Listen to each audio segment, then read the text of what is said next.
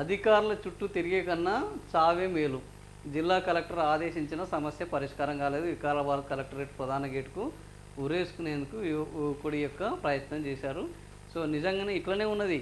ఎవడు చెప్తే పట్టించుకుంటోడు లేడు, వాడిని పరిష్కరించేటోడు లేడు, వాని బాధ ఏందో తెలుసుకుంటోడు లేడు. ఎవని కమిషన్ల లోలిలో, ఎవని అవినీతి లోలిలో, ఎవడి ఆక్రమణ లోలిలో వాళ్ళే ఉన్నారు.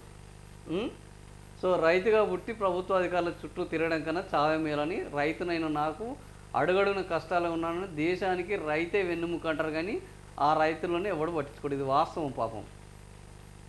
వికారాబాదు కలెక్టరేటు ప్రధాన గేటు వద్ద ఉరేసుకునేందుకు యత్నించాడు పాపం.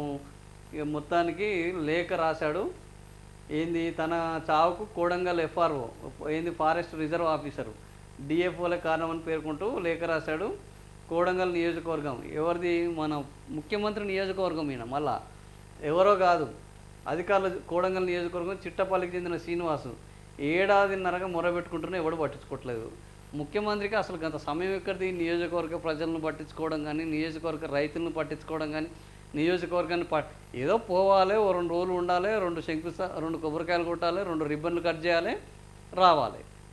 ఇక్కడికి వచ్చి ఈడ పారిశ్రామికవేత్తలకు ఎన్ని భూములు ఉన్నాయి? ఓ 10,000 ఎకరాలు ఉన్నాయి. వీటికి ఎట్లా స్కెచ్ చేయాలి, ఎస్సీకి ఎట్లా భూములకు స్కెచ్ చేయాలి, లఘుచర్ల భూములకు ఎట్లా స్కెచ్ చేయాలి, మిగిలిన పర్యావరణానికి సంబంధించిన భూములను ఎట్లా స్కెచ్ చేయాలి, ఈ స్కెచ్లు వేయడానికి ఈ థర్మల్ పవర్ ప్లాంట్కు ఎన్ని కోట్లను పెట్టాలి, అందులో కమిషన్లు ఎంత తీసుకోవాలి, ఈ స్కెచ్లు వేయడానికే ఆయనకు సమయం లేదు.